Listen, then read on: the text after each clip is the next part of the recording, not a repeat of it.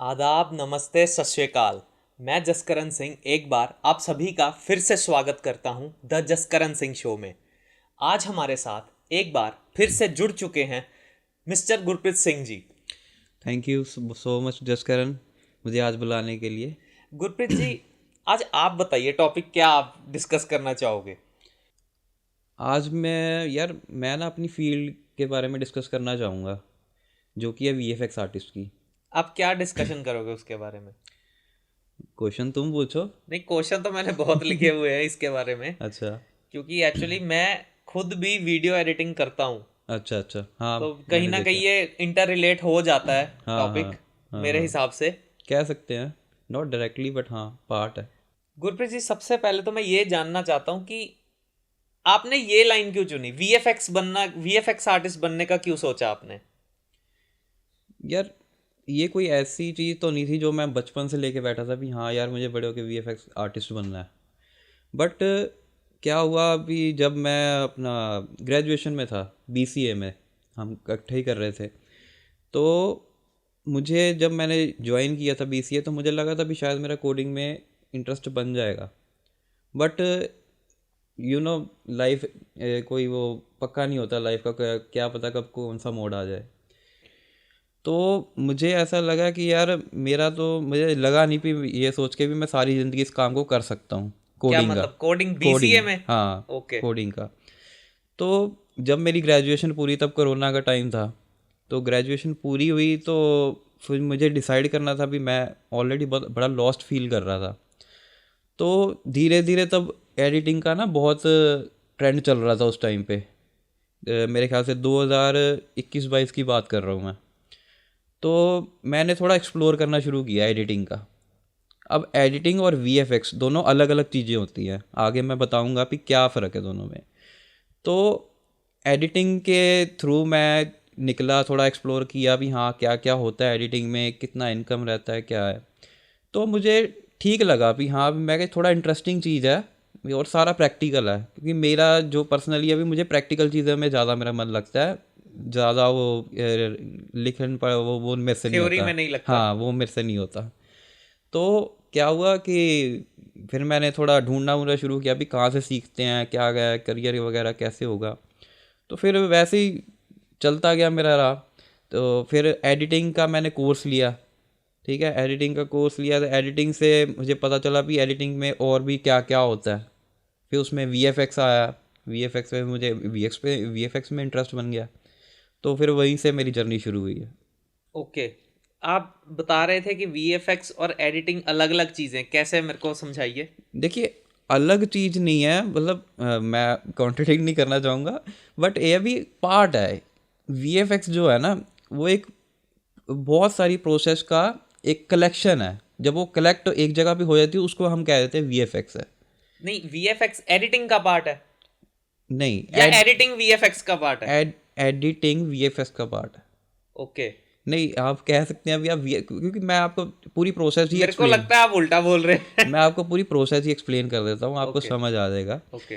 तो मान लीजिए मैंने कोई वीएफएक्स वाली थोड़ी एक एक मिनट की रील बनानी है। ठीक है, तो मैं क्या करूँगा, सबसे पहले मैं शूट करूँगा। ठीक है, शूट से भी पहले प्लान करूँगा ऑब्वियसली। प्लान करूँगा अभी मुझे ऐसे ऐसे शॉट लेने हैं, उस पर ये करना है। ठीक है, तो मैंने शूट कर लिया। अब वीएफएक्स करने से पहले मुझे सारा सीक्वेंस बनाना पड़ेगा।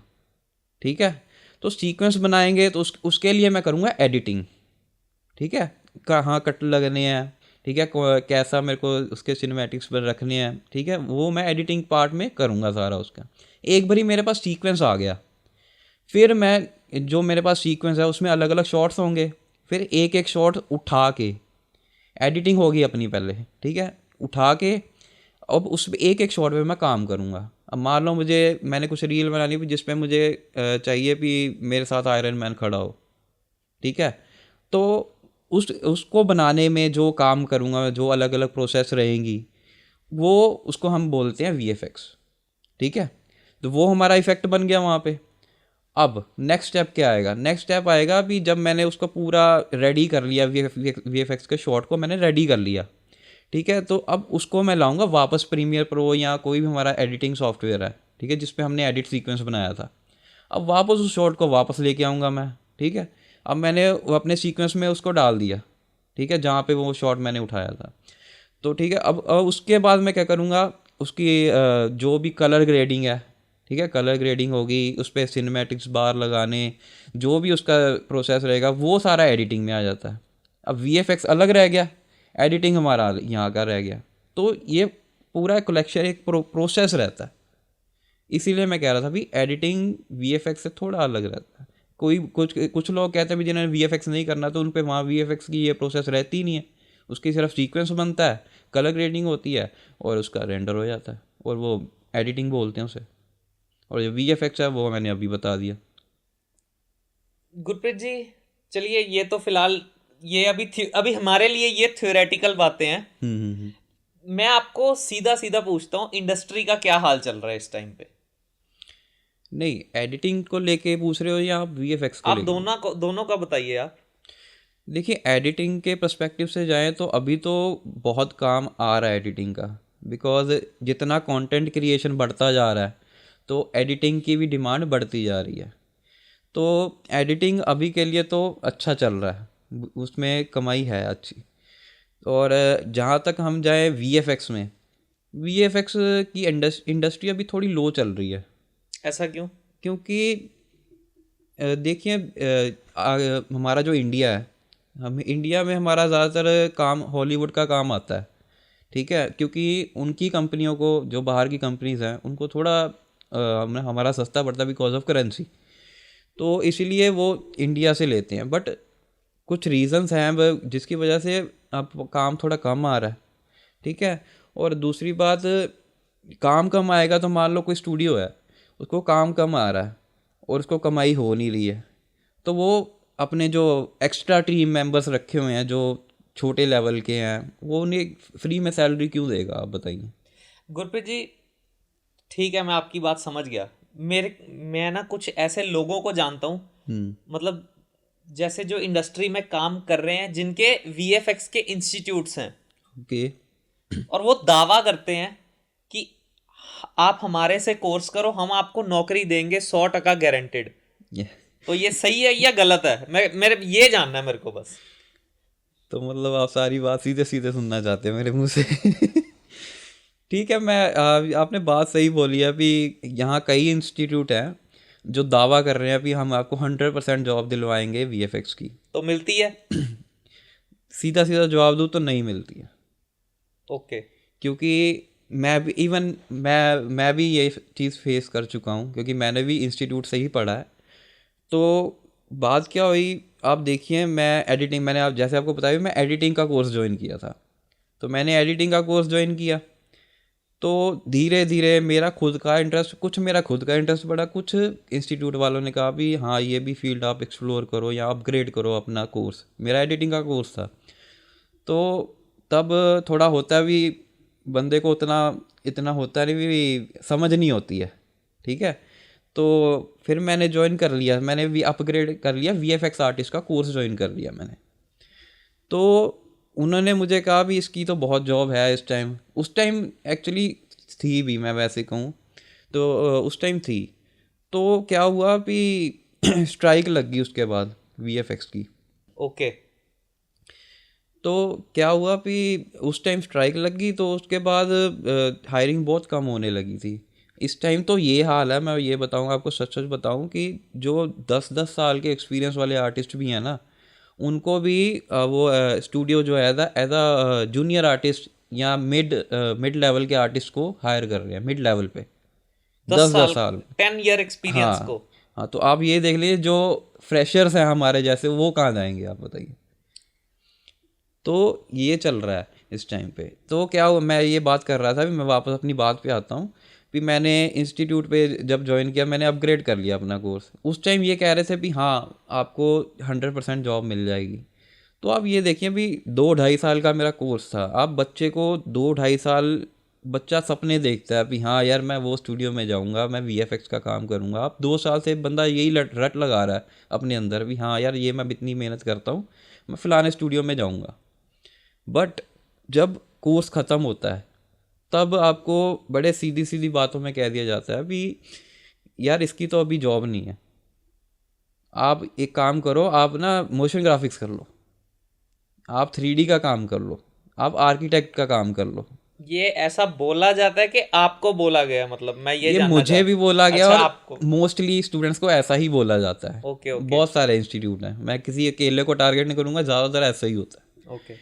तो मैं पर एक जसकरण एक और बात है अभी, मैं ये नहीं कहूँगा कि आप बिल्कुल ना ज्वाइन करें, थोड़ा ना ज्वाइन करना ज़रूरी भी होता है।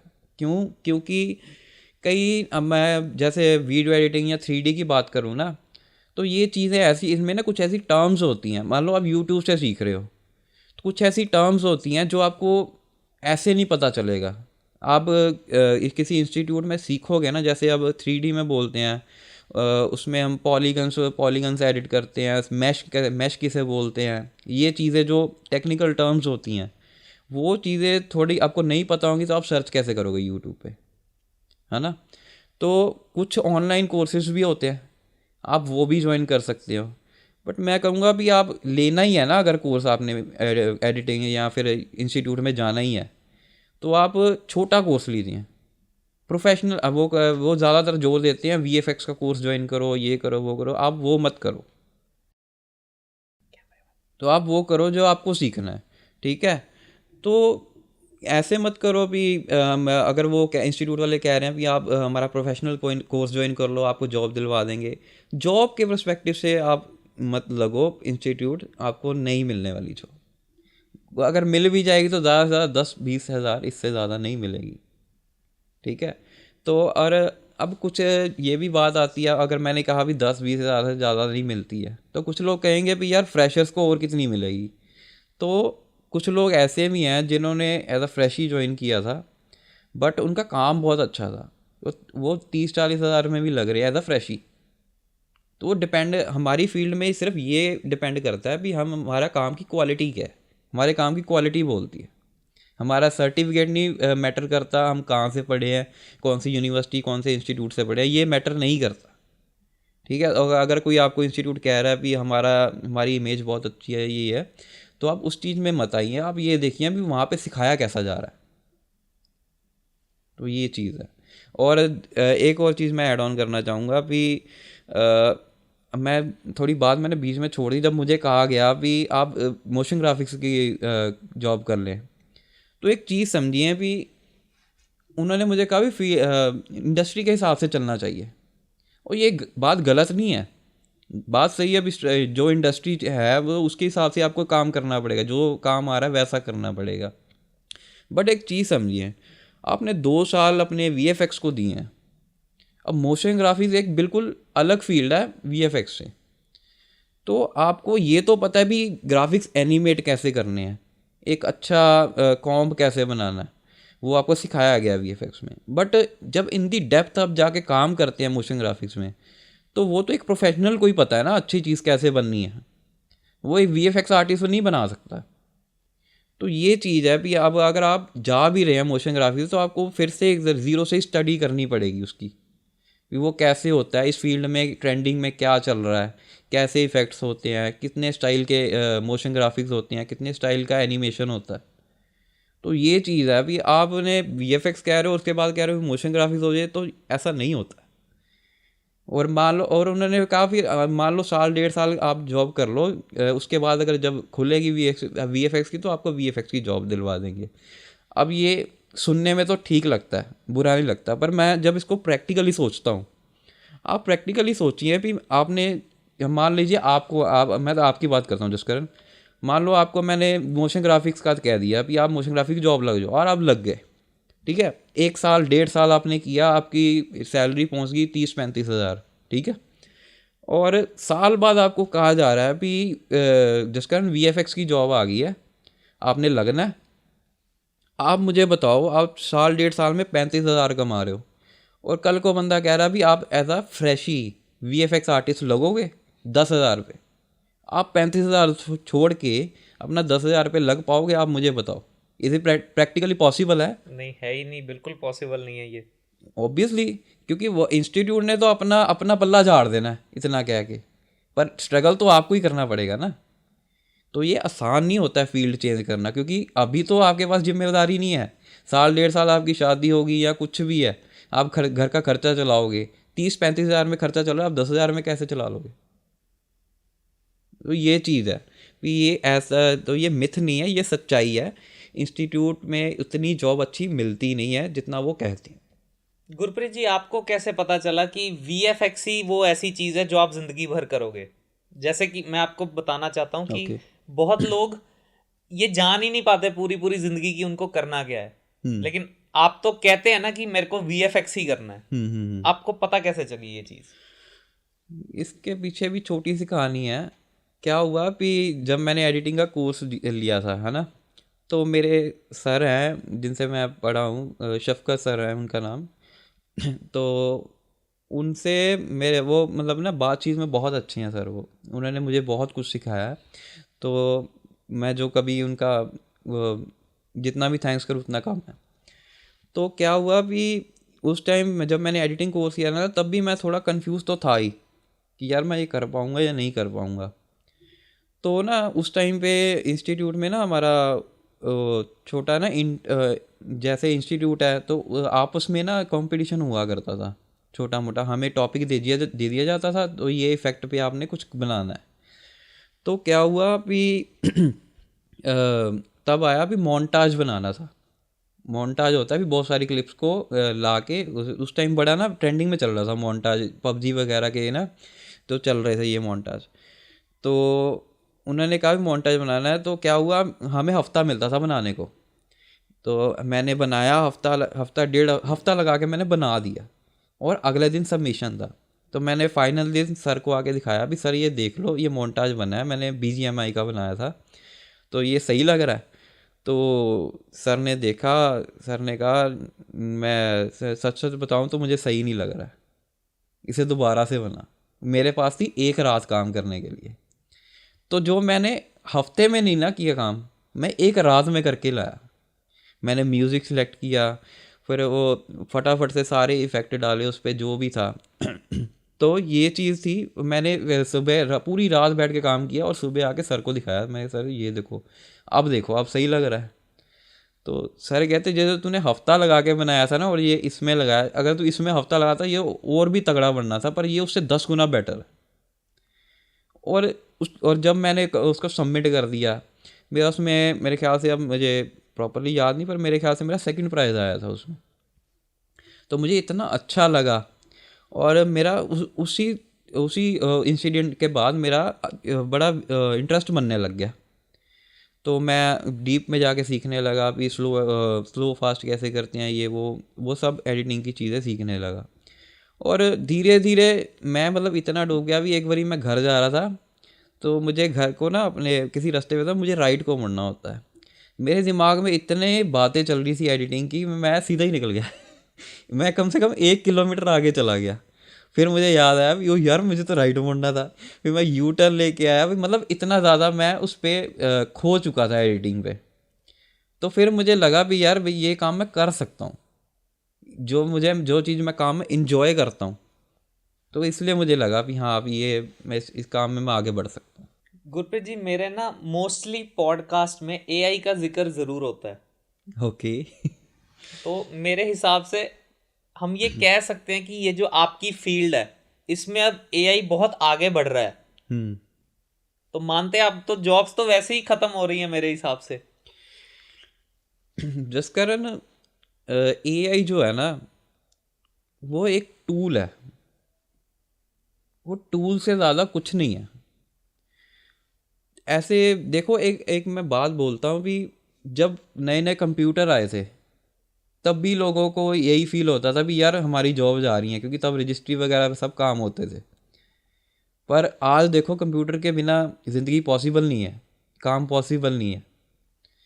तो AI एक टूल है, कंप्यूटर भी एक टूल की तरह ही था, जो हमारी ज़िंदगी आसान कर रहा है, थोड़ा प्रोडक्शन बढ़ा रहा है, फास्ट स्पीड बढ़ा रहा है।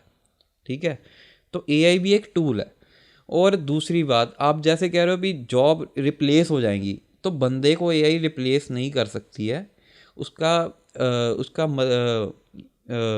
रीज़न ये है कि मान लीजिए कोई भी स्टूडियो है, तो स्टूडियो की एक पाइपलाइन होती है काम करने की। पाइपलाइन कहते हैं भी काम मान लो कोई शॉट आया, उनके पास कोई सीन आया भी हाँ ये सीन बनाना है, तो वो अपनी पाइपलाइन में डाल देते हैं। सबसे पहले एडिटिंग होगी, एडिटिंग होके शॉट इस डिपार्टमेंट में जाएंगे। मान लो अलग अलग डिपार्टमेंट होते हैं, रोटो डिपार्टमेंट होते हैं, ठीक है, और भी बड़े डिपार्टमेंट होते हैं।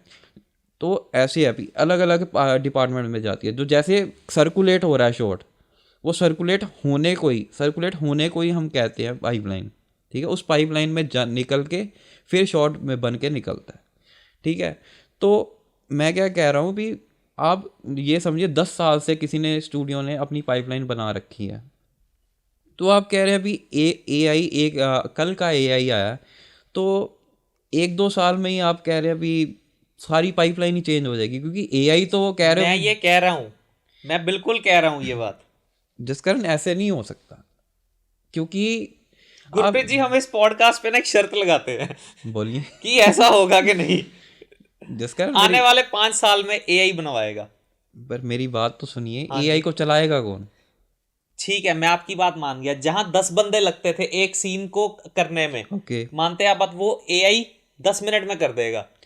जिस कारण मेरी बात समझो आप, जब स्टूडियो में काम होता है ना, जो प्रोफेशनल लेवल पे बड़े लेवल के स्टूडियो हैं, तब हम एक एक पिक्सल पे काम करते हैं। पिक्सल समझते हो आप? हम्म। तो एक पिक्सल भी उनको इधर से उधर नहीं चाहिए, और एआई तो अभी इतना एक्यूरेट है नहीं, ठीक है। मान लीजिए अगर इन फ्यूचर हो भी जाता, तो मुझे नहीं लगता भी आप किसी एआई को कमांड दे सकते हैं अभी वो वाला पिक्सल है, उसको पिक्सल को ये कलर का कर दो, उस पिक्सल को हटा दो। गुरप्रीत जी, ये कमांड तो अभी चल रही है बीसीए में। बीसीए में हमने ये चीज सीखी हुई है, याद कीजिए, कि एक पिक्सल का कलर कैसे चेंज करना है, सिंगल सिंगल पिक्सल का। मुझे याद नहीं है सच बताऊं तो बट मुझे नहीं लगता यार, जिस कारण अभी ऐसा हो सकता है। मैं तो कह ही नहीं रहा अभी ऐसा होगा, अभी तो मैं बोला ही नहीं। मैं तो कह रहा हूँ आने वाले 5 साल में हो जाना ये बात, यार ये देखो, चीज। मान लो एडिटिंग के पर्सपेक्टिव से बोलता हूँ, एडिटिंग भी कुछ लोग कह रहे हैं कि हमारे पास तो एआई है, एआई एडिटिंग आ गई है, अब मुझे एडिटर की लोड नहीं है। तो उसके लिए भी मैं एक चीज़ बोलूँगा कि आप ये समझिए, जो छोटे क्रिएटर्स हैं जिन्हें क्वालिटी से ज़्यादा फ़र्क नहीं पड़ता, तो उन्हें उन्हें उनका चलता रहेगा। पर आप ये समझिए भी जो बिजनेस ओनर्स हैं, जिनको एडिटिंग अच्छी चाहिए, जिनका ब्रांड जाते हैं भी अपना ब्रांड अच्छा इंट्रोड्यूस हो, तो आप ये समझिए भी मैं मान लो मैं एडिटर हूँ और आपका कोई ब्रांड है, ठीक है। तो आपको एडिटिंग की उतनी नॉलेज नहीं है जितनी मेरे को है। जो टेक्निकल चीज़ें हैं, जो जो भी टर्म्स होती हैं, या रूल ऑफ थर्ड है कह देते हैं हम, ठीक है, गोल्डन रेशो कह देते हैं, तो उसकी नॉलेज मेरे को है, ठीक है। तो आपको नहीं है। मान लो आप एआई से करवा रहे हो, अब आपने शूट भी खुद कर लिया, ठीक है, और पर आपको कैमरे की उतनी नॉलेज नहीं है, आपको शॉट कैसे अच्छे आते हैं उसकी नॉलेज नहीं है, वो मेरे को है, ठीक है। तो आपने कर तो लिया, पर आप काम चला रहे हो सिर्फ, आपको क्वालिटी नहीं मिल रही है, ठीक है।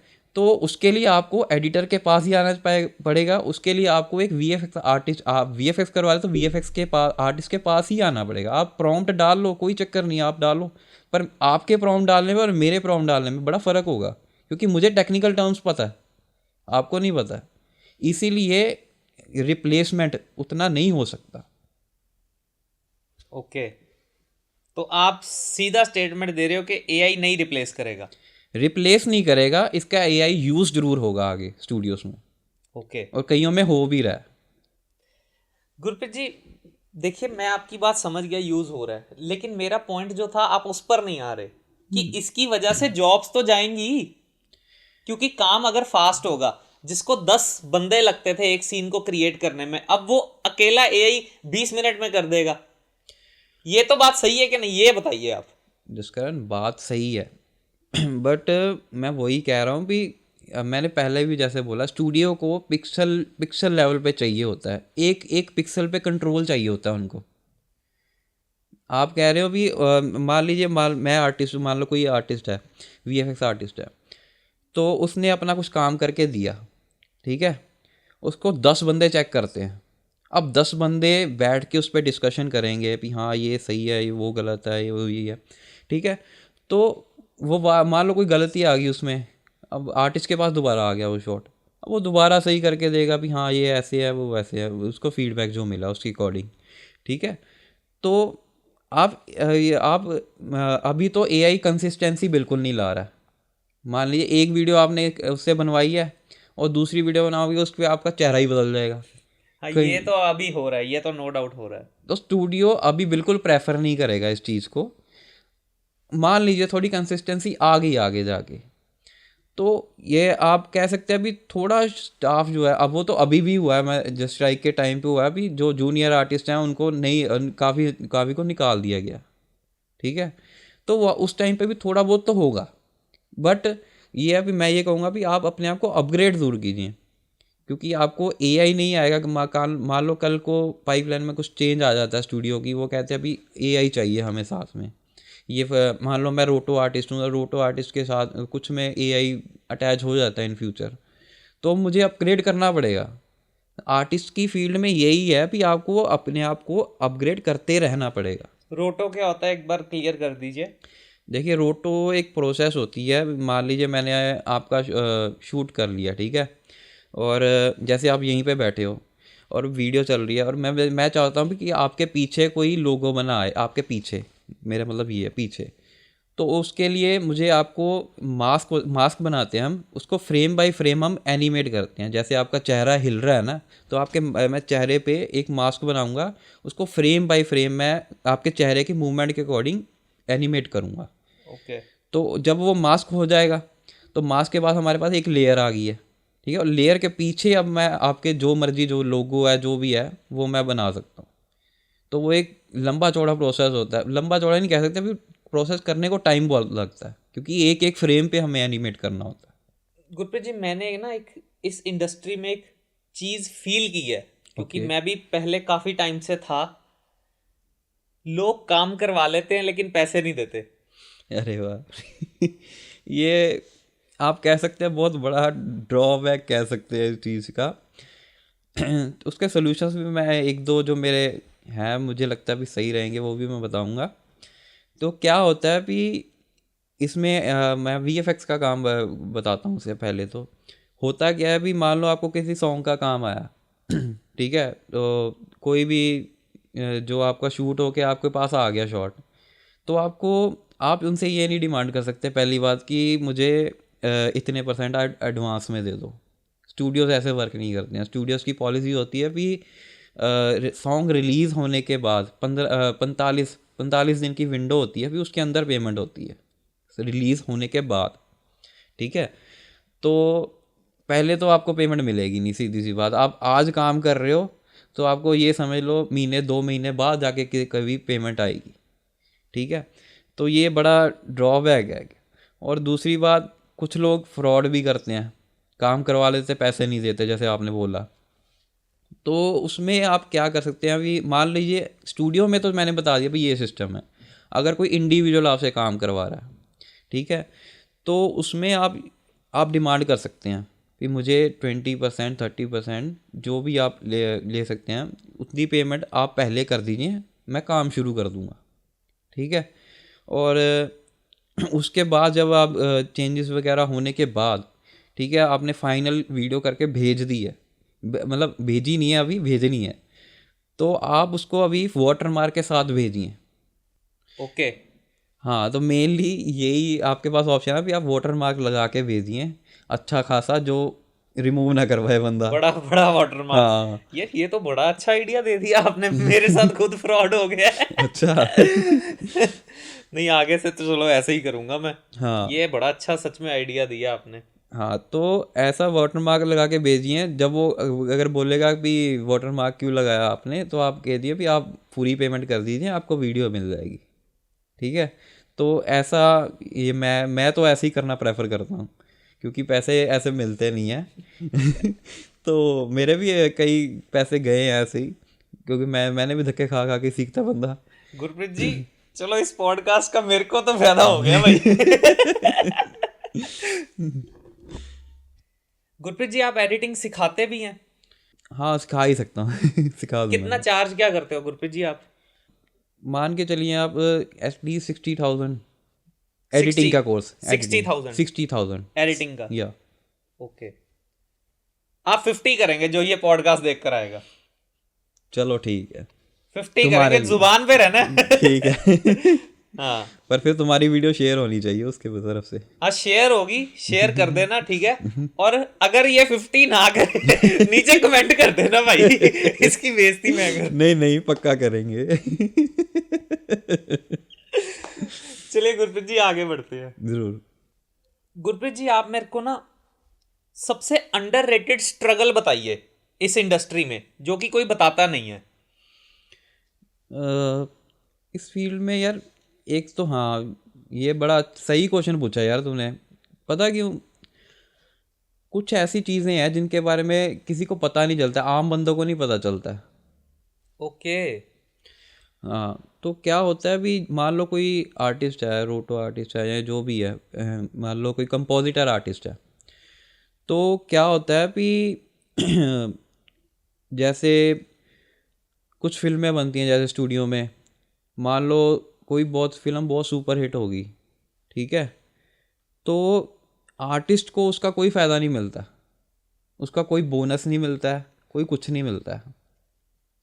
तो अगर आप कहें भी किसी फिल्म ने 1 करोड़ कमा लिया, 2 करोड़ कमा लिए, 10 करोड़ कमा लिए, तो आर्टिस्ट को उसका कुछ नहीं मिलता है। वो स्टूडियो के पास जाता है या फिर जो एक्टर्स वगैरह उन्हें बोनस वगैरह मिलता होगा, बट आर्टिस्ट को उसका कुछ नहीं मिलता है, चाहे काम जितना मर्जी मेहनत लगी हो, ठीक है। ओवर टाइम कई बारी कुछ स्टूडियो होते हैं जो ओवर टाइम का भी नहीं देते हैं, और ओवर टाइम आप ये मत समझिए भी 1-2 घंटे होता है। जब स्टूडियो में डेडलाइन आती है ना, तो आप ये समझ लीजिए भी 2-2 3-3 दिन भी घर नहीं जाते हैं आर्टिस्ट। तो ये एक स्ट्रगल है एक तरह का भी, आपको उतना अप्रिसिएशन मिलता नहीं है जितना आप एक्सपेक्ट करते हो आपके काम से, ठीक है। और एक और रीज़न है, दूसरा ये है कि जब कोई मान लो किसी आर्टिस्ट ने काम करके दिया स्टूडियो में, तो उसके काम को जज करने वाले ऊपर कम से कम 10 बंदे होते हैं। अब ये देखिए कि एक बंदे ने अप्रूव कर दिया, 2 ने अप्रूव कर दिया, तीसरे ने कुछ कमी निकाल दी, तो वो फिर से वापस चला गया शॉट उसके पास, आर्टिस्ट के पास, ठीक है। तो उसने फिर से करके दिया, अब 3-4-5 ने अप्रूव कर दिया, 7वें को फिर से कोई गलत लगा भी यार नहीं ये सही नहीं आ रहा, वो फिर से जाएगा। तो एक काम को बार बार बार बार करते रहना भी वो भी बंदा थोड़ा सा ऊब जाता है कभी कभी कि यार कितनी बार अप्रूव करवाऊँ मैं। हालांकि कई बार ऐसा भी होता है भी मान लो कुछ हमारे ना वीएफएक्स में एक ये चीज़ रहती है भी, मान लो कोई बैकग्राउंड का एलिमेंट है जो ज़्यादा दिख नहीं रहा है, तो उस पर ज़्यादा डिटेलिंग होती नहीं है नॉर्मली, तो क्योंकि वो नोटिस ही नहीं होना, तो उस पर ज़्यादा डिटेल निकालने की बात क्या है, ज़रूरत ही क्या है। तो कई बार ऐसा होता है भी मान लो आर्टिस्ट ने कुछ काम करके दिया बैकग्राउंड एलिमेंट का, तो कुछ जो उसके सुपरवाइज़र हैं ऊपर या कुछ भी हैं, तो वो उसकी भी डिटेल करवाते रहते हैं भी यार इसकी भी डिटेल हो जाए परफेक्शन लाने के लिए। हालांकि चलो हर हर किसी का अपना टेस्ट है तो उसके लिए हम कह नहीं सकते, तो पर ये है कि हाँ ये भी एक तरह का स्ट्रगल है कि आप जिस पे मेहनत करने की ज़रूरत भी नहीं उस पर करनी पड़ती है क्योंकि उन ऊपर से ऑर्डर है। तो ये 2-3 रीज़न है जो जिसके बारे में लोगों को पता नहीं होता नॉर्मली। गुरप्रीत जी, आप एक मैं बात बोलना चाहता हूँ, आप गुस्सा ना कीजिए। हम्म। मेरे को ना इसमें स्ट्रगल्स ज्यादा दिख रहे हैं इस करियर में, तरक्की कम दिखती है। जसकरण अगर तो तुम चाहते हो कि तुम पैसे के पर्सपेक्टिव से आ रहे हो कि हाँ तुम्हें लाखों कमाने हैं, करोड़ों कमाने हैं, तो ये फील्ड उसके लिए नहीं है, मैं साफ बोलूँगा। क्लियर नहीं है उसके लिए। नहीं। ओके। आर्टिस्ट जो है ना, आर्टिस्ट बड़े अंडररेटेड हैं। आर्टिस्ट अगर तो आप पैसा कमाने की आपकी नीयत है सिर्फ, तो आप इस फील्ड के साथ और भी कोई काम साथ कीजिए, मैं ये कहूँगा। क्योंकि सिर्फ एडिटिंग या वीएफएक्स के से आप 1.5 करोड़ों नहीं कमा सकते, इतना पेमेंट होता ही नहीं है पहली बात, ठीक है। यहाँ तो आप अपना खुद का स्टूडियो खोल लें अगर आपके पास पैसा अच्छा है, तो वो अलग बात है, ठीक है। अब जैसे मैं खुद हूँ, तो मैं एडिटिंग के साथ और भी बड़े काम करने की कोशिश कर रहा हूँ, स्किल सीखने, अलग अलग तरह के स्किल सीखना हूँ। तो जैसे जैसे जैसे कि मैंने आपको बताया ही था पहले भी, पिछली पॉडकास्ट में भी, मैं तबला भी सीखा हुआ है मैंने। ठीक है, तो मैं वहाँ से भी अर्न कर रहा हूँ, और अपना वीडियो एडिटिंग से भी, या वीएफएक्स का काम जो अगर अगर मेरे पास आ रहा है तो मैं उससे भी अर्न कर रहा हूँ। तो मेरी जो है इनकम है वो कंबाइन हो रही है। तो मेरा पैसे से भी प्रॉब्लम नहीं आ रही है, और मैं अपना हॉबी है जो वो भी साथ में लेके चल रहा हूँ। तो एडिटिंग को, आप अगर आपको एडिटिंग अच्छी आती है या आपको वीएफएक्स अच्छा आता है, तो आप ये काम कर सकते हैं कि मान लीजिए आपको कोई हॉबी है, मेरी हॉबी है एक प्लांट्स वगैरह लगाना। ठीक है, तो मैं क्या करता हूँ, मेरी हॉबी थी तो मैं एडिटिंग कंबाइन कर दी मैंने प्लांट्स के साथ। मैंने देखा भी यूट्यूब पे बहुत लोग डालते हैं ऐसे वीडियोस बना के, तो मैंने भी अपना चैनल स्टार्ट कर लिया। अब एडिटिंग तो मेरे को आती है, मुझे किसी को पैसे देने की ज़रूरत नहीं है। ठीक है, तो मैं खुद ही वीडियोस बना के खुद ही डाल रहा हूँ, और महीना डेढ़ महीना हुआ है, ज़्यादा टाइम नहीं हुआ अभी। तो मुझे उसका रिस्पॉन्स भी अब आना शुरू हो गया है, कंसिस्टेंसी मैंने मेंटेन की है महीना महीना।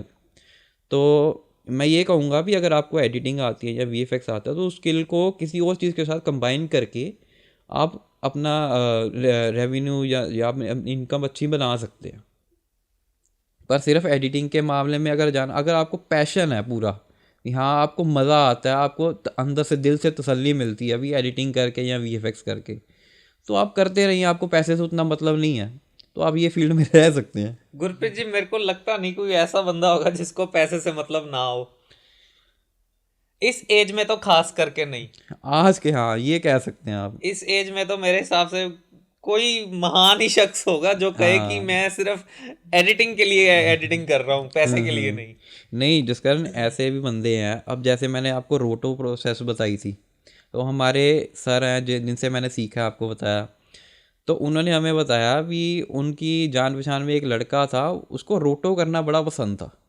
रोटो वैसे नॉर्मली कोई हाथ नहीं डालता इसको, क्योंकि बड़ा बोरिंग प्रोसेस होता है। अभी एक फ्रेम को वही इधर इधर लेके जाना, क्योंकि एक पिक्सल मेंटेन करना पड़ता है उसमें, तो मेहनत बड़ी है उसमें। पर उस बंदे को इतना पैशन था रोटो में, तो इतना एक्सपर्ट हो, अब तो 10 साल बंदे ने रोटो ही करता रहा वो, क्योंकि उसको पैशन था। कंपनी उसको प्रमोट भी कर रही है, वो कह रहा है मुझे रोटो करना है, आप रोटो में ही दे दो। क्योंकि अब मेरा जो मेन गोल था भी, मुझे कंपोजिटर बनना था। ये ना वीएफएक्स में अलग अलग पोस्ट होती है, अगर आपको वीएफएक्स आर्टिस्ट की पोस्ट, वो पोस्ट नहीं होती। वीएफएक्स बड़ी चीज़ों का कंबाइन होता है, कम्बिनेशन होता है। जैसे अब एक प्रोसेस वीएफएक्स में, अगर आपको प्रोसेस एक्सप्लेन करूं, अगर अब आप चाहो तो। नहीं, प्लीज मत कीजिए। जनता बोर हो जाएगी, हाँ दर्शक ठीक है। बोर हो जाएंगे, क्योंकि मेरे को है आइडिया कि बहुत लंबा प्रोसेस है। आप मेन मेन प्रोसेसेस के नाम बता दीजिए बस, जैसे रोटो, कंपोजिटिंग। हाँ, देखिए रोटो, मान लो किसी शॉट में रोटो की रिक्वायरमेंट है, जैसे मैं रिक्वायरमेंट बताई थी, आपके पीछे कुछ लगाना है या कुछ भी है, तो उसकी रिक्वायरमेंट है तो रोटो आएगा। ठीक है, अब रिक्वायरमेंट पे डिपेंड करता है। मैं कुछ आपको की टर्म्स बता देता हूँ जो यूज़ होती हैं। जैसे हो गया पेंट का काम, हो गया प्रेप का काम, हो गया। ठीक है, और उसमें कह सकते हैं अब कंपोजिटिंग आ जाती है। ठीक है, कंपोजिटिंग होती है अभी जब सारी चीज़ें रेडी हो गई हैं आपके वीएफएक्स शॉट के लिए, तो उसको कंबाइन करके उसको अच्छा लुक निकालना, उसको कंपोजिटिंग कहते हैं। ठीक है, तो वो एक कह सकते हैं अभी आपका फाइनल जो वीएफएक्स का लास्ट जो स्टेप होता है वो कंपोजिटिंग होता है। कंपोजिटिंग के बाद वो सीक्वेंस में जाके एडिटिंग होने लग जाता है, उसकी कलर ग्रेडिंग वगैरह जो भी है वो रहता है, वो वहाँ पे होता है। तो ये कुछ टर्म्स हैं जो यूज़ होती हैं। तो मैं वापस अपने टॉपिक पे आता हूँ, मैंने आपको की टर्म्स बता दी हैं जो यूज़ होती हैं। तो रोटो, अब क्या मैं बात ये कहना चाह रहा, मैंने ये टर्म्स इसलिए बताई हैं क्योंकि ये होता है भी, बंदा जो शुरुआत करता है ना वो रोटो से ही करता है अपने करियर की, मेनली। मैं ये नहीं कह रहा ऐसा ही होता है, मोस्टली ऐसा होता है। तो उस बंदे को रोटो ही करना था। इंडस्ट्री उसका, मान लो उसका जो स्टूडियो था, वो उसे कह रहा था भी हम आपको पेंट का प्रेप का काम दे देते हैं, नहीं, उसको रोटो ही करना है। तो ऐसा नहीं है भी सिर्फ पैसे का ही होता है, कईयों को पैशन भी होता है, ऐसे बंदे हैं बट बहुत रेयर है। आपको क्या है, पैशन है या पैसे के लिए? जिस कारण मुझे, अगर तुम मुझे कहो ना भी वीएफएक्स बनाना है, तो मुझे तुम सारा दिन बैठा के भी काम करवाते रहोगे ना, मैं करता रहूँगा। फ्री में? नहीं, फ्री में नहीं। देखिए, पैसा भी ज़रूरी है यार। हाँ। पैसे के मेरा हम इन दी एंड हमें कर क्यों रहे हैं इतना एफर्ट? हमें कमाना है ना, हमें पैसे के लिए ही कर रहे हैं। पैसे के लिए करने हैं। तो घर चलाना है अपना, या अपने जो भी ड्रीम्स है वो पूरे करने हैं। तो बिना पैसे के तो भाई नहीं होता। पर यह भी मान लो कोई नीडी पर्सन है या कोई है अभी ज़्यादा पैसे नहीं दे सकता है, तो उसके लिए मैं कर सकता हूँ। बट हाँ, वो डिपेंड करता है कि बंदा जेन्युइन है या नहीं है। कि अब ये अगर मैंने पॉडकास्ट में कह दिया और कल कोई आके कहे आप तो कह रहे थे ये कर दोगे, तो मैं कंडीशन बता दूंगा भी बंदा जेन्युइन हो, नीडी हो, तो फिर मैं कर सकता हूँ। ओके, तो चलिए आगे बढ़ते हैं गुरप्रीत जी। ज़रूर। गुरप्रीत जी, आज हम जैसे कि वीएफएक्स और एडिटिंग की ये लाइन डी कोड कर रहे हैं, तो मेरे को ना आप इसका सैलरी स्केल जानना है, शुरू से लेके एंड तक, मतलब beginner to advance. Okay. Jaskaran, मान लीजिए डिपेंड, ये मैंने पहले भी बोला था भी सैलरी आपके काम पे डिपेंड करती है। नहीं, आपने पहले ये बोला था, जहां तक मेरे को याद है, कि जब हम बिगनर होते हैं 15 से 20 हज़ार की, 10-20 हज़ार की नौकरी मिलेगी। लेकिन जब एडवांस हो गए तो बताइए। यार एडवांस, ये तो डिपेंड करता है भी कंपनी कैसी है। अगर तो अच्छी आप रेप्यूटेटेड कंपनी में लगे हो तो आपको 40-50 हज़ार भी मिल सकता है आपको। मैं तो 2-3 लाख सोच रहा था। अरे भाई। आपने तो 40-50 कह के दिल ही तोड़ दिया। 2-3 लाख तो बोलते हैं यार, क्या हो गया? हाँ, तो मैंने बोला तो था ना भी पैसा कमाना तो यहाँ होता। नहीं, सच में इतना बुरा हाल है? यार इतना ही होता है, क्योंकि पता कि हमारे इंडिया में ना एक ये चीज़ है भी बंदों को ये लगता है भी, मतलब एक फैक्ट है, आप इस बात को तो मानोगे ना भी अगर कोई प्रमोशनल वीडियो आपकी बना रहा है तो आजकल सारा प्रमोशन से ही बिजनेस चलता है ज़्यादातर। बिल्कुल। ठीक है, और बंदे इस चीज़ की अहमियत समझते नहीं है। अगर आप किसी आर्टिस्ट को या वीडियो एडिटर को आप अच्छा पे नहीं कर रहे हो तो आप उससे एक्सपेक्ट कैसे कर रहे हो भी आपको अच्छा काम करके दे वो, है ना? तो पर ये चीज़ बिजनेस ओनर समझते नहीं है।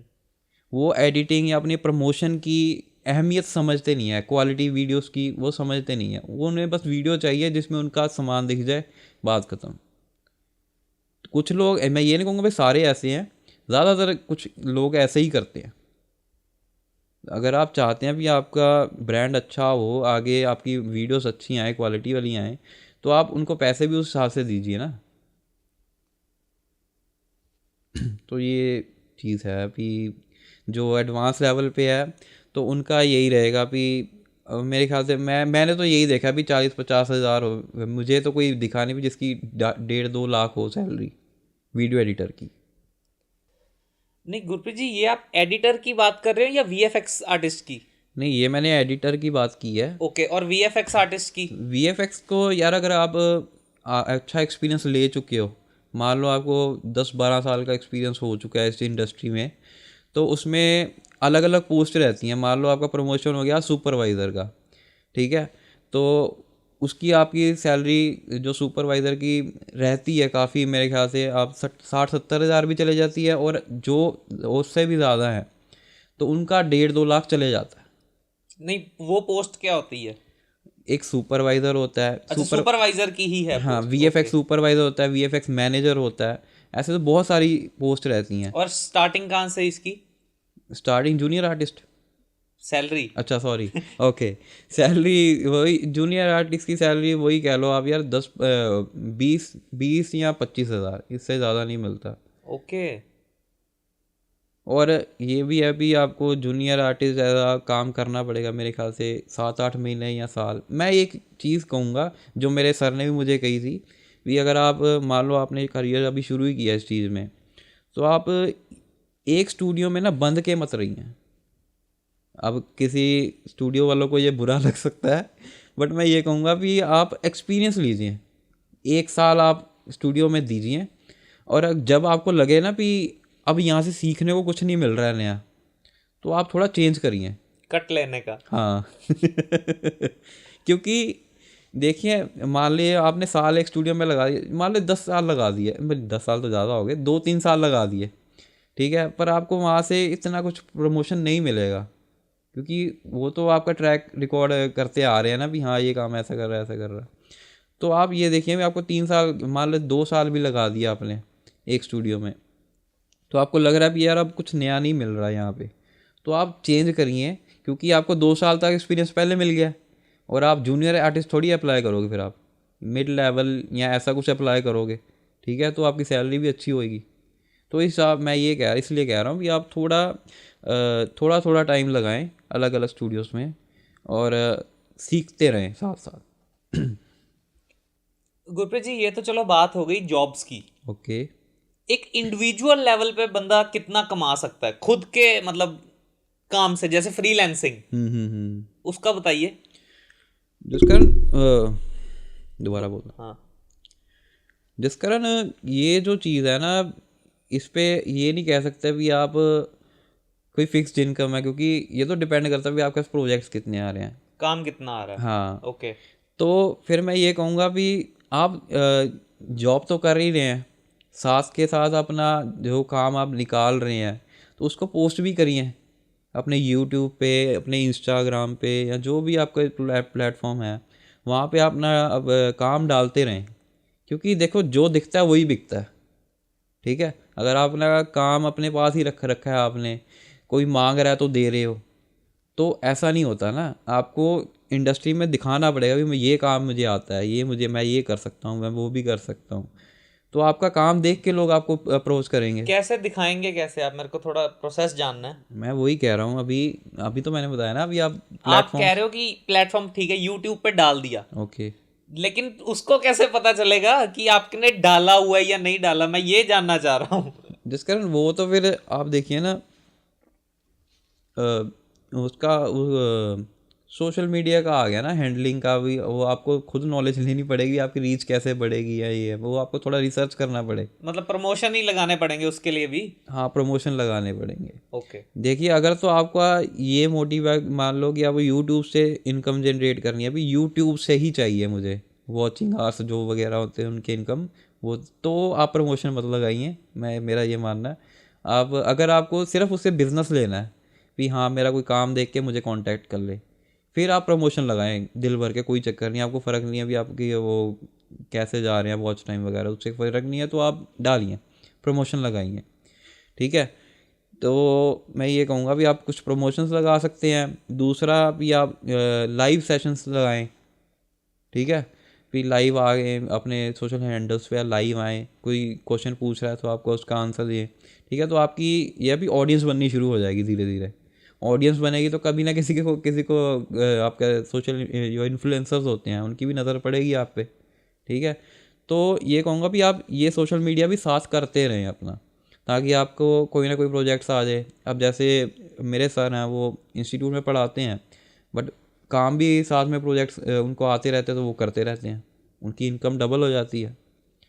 तो यह भी ये क्योंकि हमारे देख जिस कारण हमारी जो उम्र है अभी हमारी, ये 25 से लेकर 35 तक, ये उम्र ऐसी है भी जिस पे हम थोड़ा काम कर सकते हैं, हम जितना मर्जी शरीर तोड़ के काम कर सकते हैं। इसके बाद बंदा थोड़ा कहता है यार मैं सेटल हो जाऊं, अब बहुत भाग दौड़ लिया।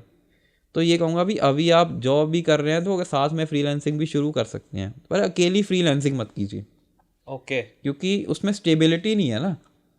आज जो प्रोजेक्ट आ रहे हैं कल नहीं आए, फिर क्या करोगे। लेकिन गुरप्रीत जी, जो आपने बात बोली कि जॉब के साथ करें, तो मेरे हिसाब से ये भी पॉसिबल नहीं हो पाएगा कि प्रोजेक्ट का लोड इतना होगा तो जॉब पे ध्यान ही नहीं होगा। जिस कारण करते हैं यार कई लोग, करते हैं जॉब के साथ फ्रीलांसिंग? कई कई करते हैं। ओके। मैंने अभी आप बताया ना आपको, मेरे सर इंस्टीट्यूट में पढ़ाते हैं तो साथ में काम भी करते हैं फ्रीलांसिंग का। नहीं, वो तो आपने अपनी एग्जांपल ही कहीं ना कहीं दे दी ना। आप जैसे वीडियो एडिटिंग भी कर रहे हो और तबले का भी साथ में कर रहे हाँ हो। हाँ मैं हाँ, ये काम नहीं बोल रहा, आप समझ नहीं रहे आप मेरी यही बात, कह रहे हो कि कि मैं। एक प्रोजेक्ट जॉब से भी आ गया और दूसरा फ्रीलांसिंग से आ गया। अरे तो वो अब एक चीज़ समझो ना, आप मान लो आप 6 घंटे की 6 घंटे जॉब कर रहे हो या 9 घंटे जॉब कर रहे हो, उसके बाद तो आप फ्री हो घर आके, गुरप्रीत जी, लेकिन आप ही ने बोला है ना कि कई बार जब डेडलाइन होती है तो 3-3 दिन घर जाता नहीं बंदा। अरे वो तो हमारे एडिटर्स की बात है ना, ओ सॉरी वीएफएक्स आर्टिस्ट की बात है ना। तो मैं भी उसी की कर रहा अरे हूँ, मैं और अरे हम किसकी कर रहा दोनों हूँ? की बात कर रहे हैं, एडिटर की भी और वीएफएक्स की भी। नहीं, मैंने एडिटिंग एडिटिंग की भी मेरे हिसाब से होता है ऐसे। एडिटिंग मैंने नहीं देखा। मुझे एक बारी किसी ने कहा था तो मैंने तो ना बोल दिया, तो मैं नहीं रुकूंगा। सीधी सी बात है। देखिए आपको देखो कंपनी तो जो है ना वो तो कहेगी आप यहीं रह जाओ, हम्म। उन्हें मतलब नहीं आपकी फैमिली से ज़्यादा कुछ, ठीक है। और वो ये आपको देखना है। आपने कल को अपनी वीडियो भी अपनी सॉरी लाइफ भी अपनी बनानी है, ठीक है। तो आप अपना देखिए। तो ये नहीं कहूँगा कि बिल्कुल ही कंपनी का खेड़ा छोड़ दो। नहीं, जो आवर्स है कंपनी के वो तो हाँ जाना ही पड़ेगा। हाँ, वो तो जाना पड़ेगा। पर अभी उससे एक्स्ट्रा अगर आपको वो चार्ज दे रहे हैं या अच्छा चार्ज दे रहे हैं एक्स्ट्रा टाइम का, फिर तो करिए। बट मैं नहीं कहूँगा भी आप बिना पैसे के वहाँ पे लगाएं ओवर टाइम। दान मत करिए। हाँ सेवा मत करिए फ्री में। हाँ। अच्छा गुरप्रीत जी, मैंने ना कई वीएफएक्स या एडिटिंग इंस्टीट्यूट्स देखे हैं ओके। जो ऐसा बोलते हैं। अच्छा। मेरे को मतलब ये इन्फॉर्मेशन ही है, मैं श्योर नहीं हूं कि बोलते हैं कि नहीं, कि +2 के बाद ही आप हमारे पास लग जाइए।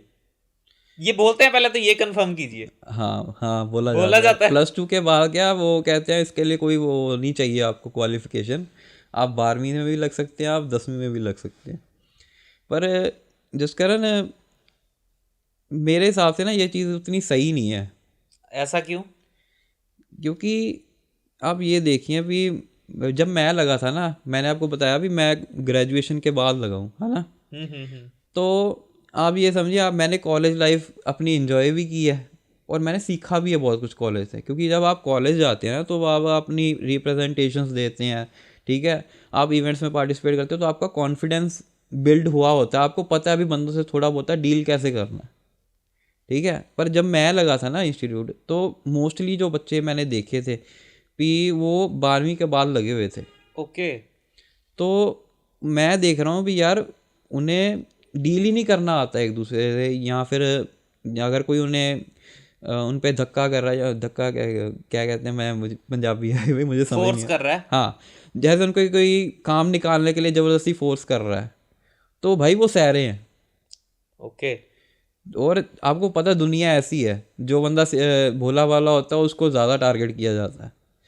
तो अगर आप कॉलेज जाते हैं ना तो आपको सिर्फ यही नहीं कि आपको डिग्री मिलती है, आपको और भी बड़ा कुछ मिलता है सीखने को, बंदे से कैसे डील करना है। जॉब पे जाते हो तो जॉब पे आपके साथ कोई फोर्सफुली कोई काम ना करवाए आपसे, या जो फेयर नहीं है आपके साथ कोई, क्या कह सकते हैं, इन, इनजस्टिस। हाँ, तो जॉब पे आपके साथ कोई इनजस्टिस ना कर पाए, तो कॉलेज जाना ज़रूरी है भाई, जाया करो। जो बंदे वीएफएक्स आर्टिस्ट बनना चाहते हैं उनके लिए कोई मैसेज देना चाहोगे आप? देखो, जो भी मेरे भाई या बहन जो भी चाहते हैं अभी वीएफएक्स आर्टिस्ट फील्ड में, वीएफएक्स की फील्ड में आना चाहते हैं, तो मैं ये कहूँगा कि सबसे पहले तो एआई मतलब छोड़ना, एआई को साथ लेके चलना। और दूसरा, अगर आपको कोई कोर्स ज्वाइन करना ही है तो ये मैं ये कहूँगा कि पहले कोई ऑनलाइन कोर्स आप ज्वाइन कीजिए, ताकि आपको बेसिक नॉलेज हो जाए। क्योंकि ये जो कोर्सेज होते हैं वीएफएक्स वगैरह के, आजकल जो इनके रेट चल रहे हैं 3 लाख 2.5 लाख, इससे कम नहीं है। गुरप्रीत जी, ऑनलाइन तो 400-400 में मिल जाता है। और पूरा डिटेल्ड के साथ। इसीलिए कह रहा हूँ मैं, आप कोई ऑनलाइन कोर्स खरीद लीजिए, ठीक है, ताकि आपको बेसिक नॉलेज हो, भी आपको पता चल जाए भी होता क्या है वीएफएक्स, ठीक है। तो फिर आपको लगे भी हाँ मैं कर लूँगा, और आपको लगता है भी मुझे और डीपली सीखना है, तो कि फिर कि आप किसी इंस्टीट्यूट में लग सकते हैं। मैं को कोई प्रेफर नहीं करूँगा कोई पर्टिकुलर इंस्टीट्यूट, पर ये अभी, हाँ, आप तब ज्वाइन कर सकते हैं। पर आपको, क्योंकि मैंने इसलिए कहा ना कि ऑनलाइन कोर्स कर लो, भी आपको, क्योंकि वीएफएक्स में बड़ी सारी फील्ड है, मैंने बता दिया आपको। तो आपको ये पता चल जाए भी आपको कौन सी फील्ड में ज़्यादा मज़ा आ रहा है, या कौन सी फील्ड आपको ज़्यादा सही लग रही है काम करने के लिए। तो फिर आप क्या करें, फिर आप इंस्टीट्यूट में उसी सॉफ्टवेयर के लिए लग जाएं। सॉफ्टवेयर, उसी सॉफ्टवेयर के लिए। हाँ, उसी सॉफ्टवेयर के लिए लग जाएं, ठीक है। उसके बाद क्या होगा भी आपको जो 2.5 लाख 3 लाख है वो नहीं देना पड़ेगा आपको। गुरप्रीत जी, आप बता सकते हैं कि कौन सा काम किस सॉफ्टवेयर पे होता है? हाँ। जैसे एडिटिंग तो प्रीमियर प्रो हो गया। ओके।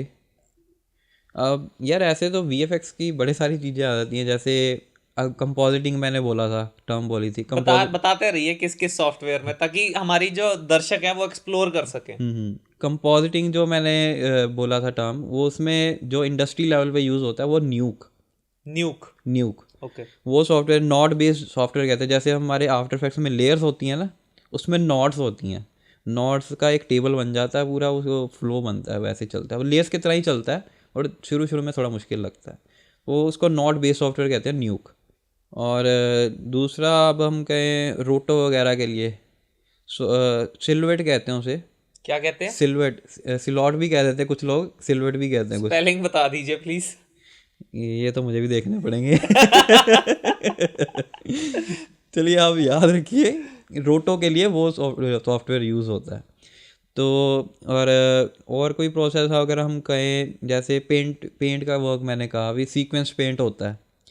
तो उसके लिए कुछ लोग फोटोशॉप भी यूज़ करते हैं, कुछ लोग न्यूक भी यूज़ करते हैं। ठीक है। अब जैसे कैमरा ट्रैकिंग होती है, कैमरा ट्रैकिंग नहीं, वैसे उस पोस्ट को कहते हैं मैच मूविंग। ओके। ठीक है। तो उसके लिए दो सॉफ्टवेयर हैं जो पहले यूज़ होता था, पीएफ ट्रैक। अभी भी कई होता है कई कई स्टूडियोज़ में, बट आजकल ज़्यादा हो रहा है 3D इक्वलाइज़र। तो वो मैच मूविंग के लिए वो यूज़ होता है। तो और बाकी जैसे हम 3D का वर्क कह रहे हैं, 3D पे आ जाते हैं।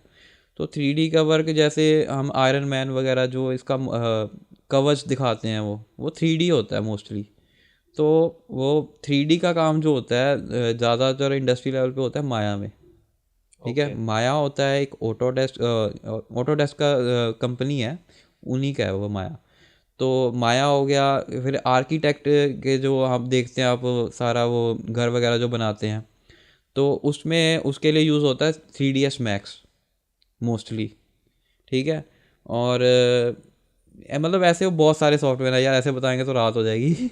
इतने बहुत है मेरे ख्याल से। ओके। मेरे को ना एक हंसी वाला क्वेश्चन याद आ रहा है, और ये बोलिए। मैंने ही किया आपके साथ। बोलिए। आपने याद है, एक रील एडिट की थी आपने? अच्छा। मेरी रील थी कोई, वो आपने एडिट की थी। ओके। और मैंने आपको बोला आप म्यूजिक चेंज कर दीजिए। ओके। क्या क्वेश्चन तो है? तो कितनी फ्रस्ट्रेशन हुई थी, मेरे को ये बताइए। अगर एज आ एडिटर बात करूं तो ये भाई अत्याचार होता है, टॉर्चर होता है ये। क्योंकि एक चीज़ समझिए, हालांकि म्यूज़िक बड़ा मैटर करता है एडिटिंग के लिए, क्योंकि म्यूज़िक नहीं सारा इम्पैक्ट डालना है, जो आपका इंटरेस्ट क्रिएट करेगा, जो आपको बोर नहीं होने देगा। तो बात में वो पूरी रख ही देते हैं फिर। तो इन्होंने मेरे मेरे को एक अपनी पॉडकास्ट से एक शॉर्ट बनाना था। उसके लिए इन्होंने मुझे कहा था भी म्यूज़िक ये लगाना है, पर मुझे लगा, मैं कह रहा था यार ये नहीं, वो म्यूज़िक ज़्यादा बढ़िया लगेगा। तो हमारी बहस चल रही थी इस पर, हमने कंपटीशन भी किया था। इवेंचुअली मैं जीता। वो तो आपके अकाउंट की रीच ज़्यादा थी इसलिए ओ जीत बस कर, तू गए। बस कर। आया बड्डा। चलो खैर। तो म्यूज़िक बड़ा ज़रूरी है किसी भी वीडियो के लिए। आप किस टाइप का म्यूज़िक चूज़ कर रहे हैं, वो आपको अपनी वीडियो के हिसाब से देखना पड़ेगा।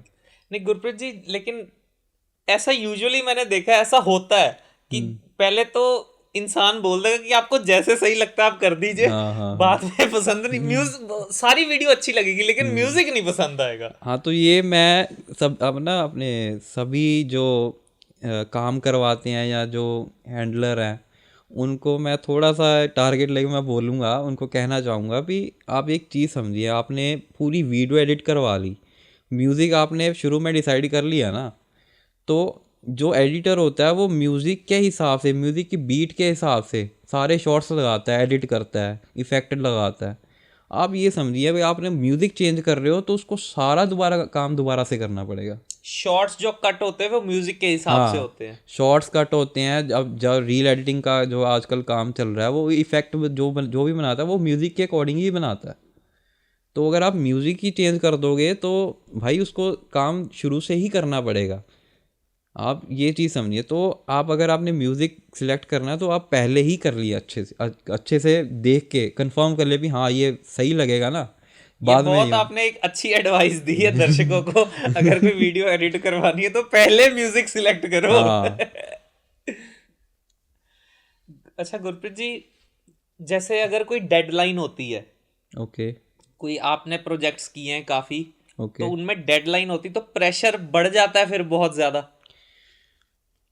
प्रेशर तो बढ़ता ही है भाई। पहले बात तो देखो देखो, आप जब नया नया शुरू करोगे आपको पता नहीं होगा भी कौन सा काम कितनी देर में होगा, है ना। तो अगर आप बंदा आपसे पूछे कब तक करके दोगे, आपको नहीं पता है। तो आप मान लीजिए, जो अगर आपको लग रहा है भी किसी काम में 2 दिन लगने हैं, तो आप उससे 1.5 दिन या 1 दिन ज़्यादा ही बोलिए, क्योंकि आपको नहीं पता कितना टाइम लगेगा। सो दैट कि वो जो आपका कस्टमर है वो भी डिससेटिस्फाइड ना हो या फिर आपसे डिसअपॉइंट ना हो, और आपका काम भी हो जाए आराम से।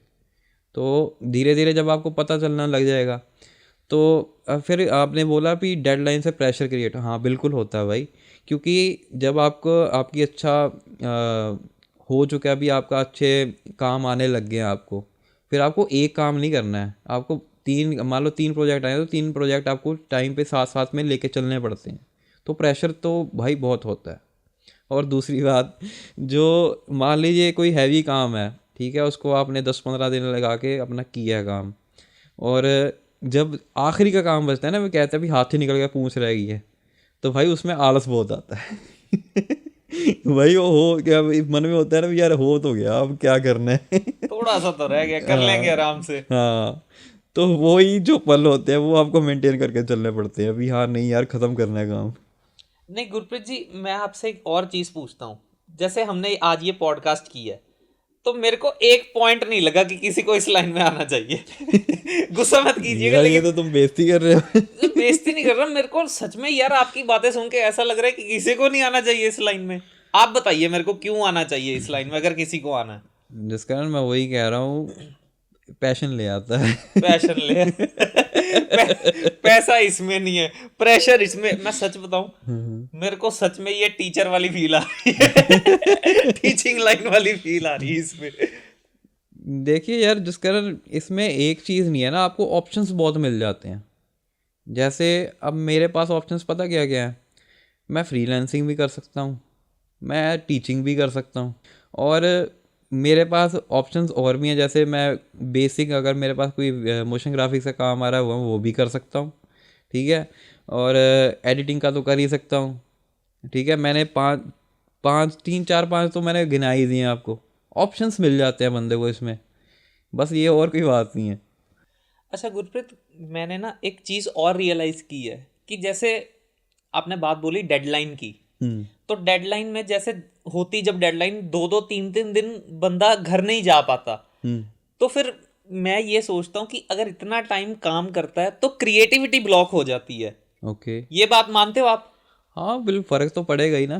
तो फिर इससे डील कैसे करते हैं? देखो जिस कारण मेनली जो हमारा काम होता है ना स्टूडियोज़ में मुझे नहीं लगता भी क्रिएटिविटी का जो जैसे मान लो कोई जूनियर आर्टिस्ट या मिड लेवल है, तो उन्हें तो बस काम आया, उन्हें बता देना भी ये ऐसे ऐसे करना है, ठीक है। तो उसमें क्रिएटिविटी तो ज़रूरत नहीं है, उसको तो प्रोसेस है, आपको पता है भी प्रोसेस कैसे करनी है, आपने कर दी। नहीं गुरप्रीत जी, मैं फ्रीलांसिंग की बात कर रहा हूँ, हाँ, डेडलाइन तो उसमें भी होती ही है। उसी पे आ रहा हूँ मैं अभी। जैसे मान लो आपने कहा भी फ्रीलांसिंग है, कई बार होता है भी बंदे को समझ ही नहीं आती भी यार क्या बनाया जाए कंटेंट, या इसके लिए कैसा बनाया जाए कंटेंट। तो हर एक बिज़नेस का ना अपना एक स्टाइल होता है, हर एक तरह के बिज़नेस का। मान लो कोई आ गया भी, कोई रेस्टोरेंट कह रहा है भी हमारा आप प्रमोशन कर दो, ठीक है। तो आप उसके जोन में जाओगे ना, पहला आप देखोगे भी रेस्टोरेंट में किस तरह के ग्राफिक्स यूज़ होते हैं, ठीक है, किस तरह के कलर्स यूज़ होते हैं। तो हर एक चीज़ को डिज़ाइन करने का एक प्रोसेस होता है। मान लो किसी कंपनी का आपने लोगो बनाना है, और कोई कॉरपोरेट जोन का कोई ब्रांड है, तो आपको देखना पड़ेगा कि कॉरपोरेट जोन उनकी कंपनी के कलर स्कीम क्या है, ठीक है, और उनका नाम, उनकी कंपनी का नाम क्या है। तो मान लो किसी लोगो डिज़ाइन की बात हो रही है यहाँ पे, तो ठीक है, तो ये चीज़ें आप सब कुछ एक कम्बिनेशन करके आप एक लोगो में ला रहे हो, तो ये चीज़ों से थोड़ी इंस्पिरेशन लेनी पड़ती है। और आप जो कह रहे हो भी कई बार ब्लॉक हो जाता है भी, हाँ अभी समझ नहीं आ रहा है, तो उसके लिए मैं ये कहूँगा कि आप ना रोज़ किसी ना किसी कोई मान लो कोई वीडियो उठा ली, आपको वीएफएक्स का फील्ड है तो आप ये कर सकते हैं अभी, वीएफएक्स शॉट उठा लिया किसी का, किसी फिल्म का, अब उसका ब्रेक डाउन देखें अगर है, नहीं तो आप खुद करना है, खुद करिए, रोज़ करिए, एक एटलीस्ट एक शॉट करके सोइए रोज़। तो जब आप काम करने बैठोगे ना, तो आपको आपके दिमाग में जो आइडियाज़ आएंगे वो आपको भी नहीं पता चलेगा कैसे आ रहे हैं या कहाँ से आ रहे हैं, क्योंकि आप रोज़ रोज़ कुछ ना कुछ कंज्यूम कर रहे हो, रोज़ कुछ ना कुछ देख रहे हो भी ये टेक्निक वहाँ पे यूज़ हुई है, ये ऐसे यूज़ हुआ है, और वो उन्होंने इसका प्रयोग ऐसे किया, तो डेटा अंदर आता रहता है। अगर आप देखना ही बंद कर देंगे अभी, आप सिर्फ काम ही काम कर रहे हैं, तो फिर नहीं, फिर मुश्किल है। तो इसका सोल्यूशन ये रहेगा। गुरप्रीत, मैंने ना आपके लिए एक रैपिड फायर राउंड भी प्रिपेयर किया था। ओके, करें, शुरू करें? करो करो। Blender versus Maya. Blender. Okay. Day editing person या नाइट आउल? भाई मैं तो नाइट आउल हूँ। मेरे से नहीं होता दिन में काम। क्लाइंट के वर्ड्स जो सुनकर डर लगता है? म्यूजिक चेंज करता है। सबसे वियर्ड क्लाइंट डिमांड? भाई मुझे ऐसा काम चाहिए कि लोग देख के पागल हो जाएं। नहीं, ये तो नॉर्मल है, ये तो हर कोई कहता होगा मेरे हिसाब से। अरे भाई इसमें ये समझो ना करना क्या है। एक एडिट जिसका रिग्रेट आज भी है? हाँ है ऐसा एक। बताइए ना, रैपिड फायर है। अरे इसमें मेरा दोस्त था, हम BGMI खेलते थे बहुत पहले, तो उसकी एक फ्रेंड थी कोई, उसके थ्रू उसने मुझे किया भी मुझे दे दो बना के, एक फ़नी रील बनानी थी BGMI की। तो मैंने एडिट करके दे दिया, पर मैंने कहा भी चल तू पैसे मत दियो, तू एक काम कर, उसके फॉलोअर्स अच्छे थे, तू मुझे शाउट आउट दे दे। मैंने उसको एडिटिंग करके दे दी, उसने मुझे शाउट आउट भी नहीं दिया ना पैसे दिए आज तक। तो उसका रिग्रेट है। कितने साल पुरानी बात है ये? अभी 2 साल 1.5 साल पुराने हुए, बस इससे ज़्यादा नहीं है। ओके। गुरप्रीत जी, आज आपको यहाँ पर आकर कैसा लग रहा है? आज काफी टाइम बाद आए हो आप। हाँ भाई मैं बहुत दिनों बाद आया हूँ, but I really enjoyed it. Gurpreet ji, मेरे को भी आज काफी अच्छा लगा ये फील्ड के बारे में डिस्कस करके, लेकिन मेरे अभी कुछ क्वेश्चंस और बाकी हैं। पूछिए पूछिए। जैसे ये जो फील्ड है, एडिटिंग और वीएफएक्स का ये फील्ड है, फिल्म लाइन का ही हो गया टेक्निकली तो ये तो, हाँ। लेकिन इसको ना बहुत ग्लैमरस बताया जाता है। ओके। मानते हैं ये बात आप? हाँ हाँ। बहुत ग्लैमरस और बड़ा पावरफुल बताया जाता है, लेकिन रियलिटी क्या है इसकी? जिस कारण ये जो काम है ना, ये तो एक तो पहली बात बहुत ज़्यादा टेक्निकल है, आपको काफ़ी स्टडी करना पड़ता है इसमें। और दूसरी बात जैसे कह रहे हैं अभी, बड़ा कहते हैं अभी आप, अब जैसे मैंने कई रील्स देखी हैं अभी, आपको कहते हैं अभी वीडियो एडिटिंग सीख लो और लाखों महीने के कमाओ। हाँ, ये बहुत रील्स आती थी किसी टाइम पर। हाँ, अभी भी आती हैं यार, मैंने अच्छा। देखा है। अच्छा। तो वह उन चीज़ों में आप ना फंसिए, क्योंकि अगले ने तो अपने व्यूज़ लेने हैं और वो कंटेंट कुछ भी बनाएगा, तो आप उतना ग्लैमरस है नहीं है जितना दिखाया जा रहा है। पर हाँ, काम बुरा नहीं है इसमें, ये अभी सारा काम प्रैक्टिकल है। पहली बात तो जिनको मेरे जैसे हैं, जिनको थ्योरेटिकल चीज़ें नहीं पसंद या वैसी चीज़ें नहीं पसंद, तो आप इस फील्ड में आ सकते हैं, कोई चक्कर नहीं है। तो बस ये अभी थोड़ा ओवर रेटेड किया हुआ है ये यूट्यूबर्स ने थोड़ा, अदरवाइज वैसे ठीक है। ग्लैमरस तो नहीं है। नहीं नहीं। इस फील्ड में आप सक्सेस किसको डिफाइन करोगे? मैं अपने अपने अकॉर्डिंग बताऊंगा, जो मेरा जो गोल रहेगा, मुझे तो ये है भी अगर मैं अपना, मेरे इनकम में स्टेबिलिटी अच्छी है और मैं जो चाहूँ मैं वो ख़रीद सकता हूँ, तो मेरे ख्याल से वो मेरे लिए सक्सेस रहेगी इस फील्ड में। क्या लेना क्या चाहते हैं गुरप्रीत जी आप? कि घर ले लोगे, एक गाड़ी ले लोगे, उससे आगे क्या लोगे? अरे एक गाड़ी तुझे भी तो लेके देनी भूल गया। तूने ही तो कहा था लेके देनी है। हाँ लेके देनी है हाँ बिल्कुल। मैं कह के फंस चुका हूँ अब।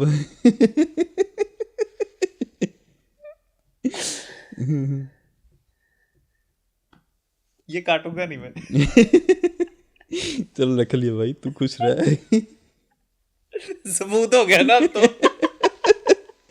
अब मैं ज्यादा फंस गया। अच्छा गुरप्रीत जी, मैं ना एक चीज़ और नोटिस करता हूँ, जैसे जब मैं सोशल मीडिया प्लेटफॉर्म्स चलाता हूँ, कि लॉन्ग वीडियो जो होती है, लॉन्ग वीडियो फॉर्मेट जो उसकी एडिटिंग है, उसका अब ना स्कोप थोड़ा कम हो रहा है। ये मानते हो बात आप?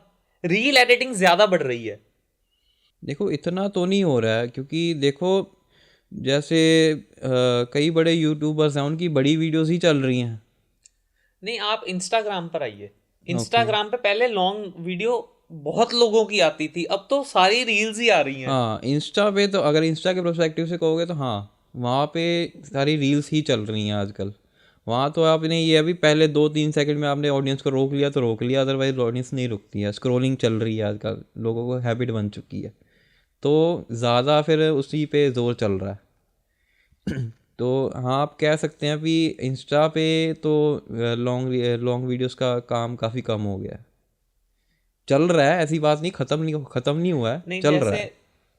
पहले 16:9 के रेशो में आती थी ओके। वीडियो, अब 9:16 की रेशो में आ रही है ना। जैसे वो एड्स भी जो बन रही हैं, मैं देख रहा हूँ वो भी रील फॉर्मेट में ही बननी शुरू हो गई हैं।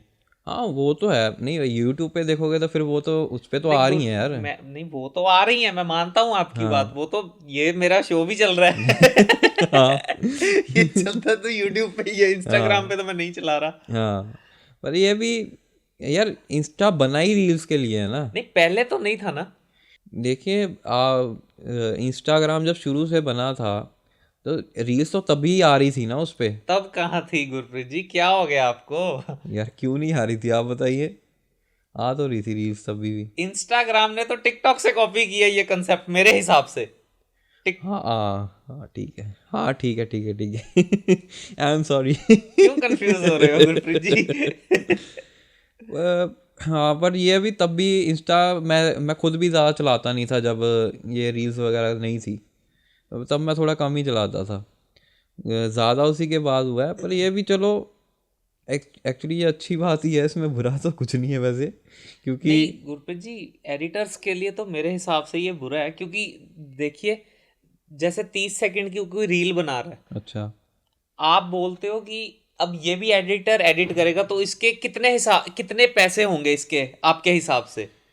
जिस कारण वो डिपेंड करता है बंदे को किस लेवल की रील चाहिए। अगर तो अच्छे इफ़ेक्ट्स के साथ चाहिए, पूरी डिटेल के साथ चाहिए, तो कुछ लोग 5,000 भी चार्ज करते हैं एक तीस रील सेकंड की का। रील का, एक ओके। रील का ओके।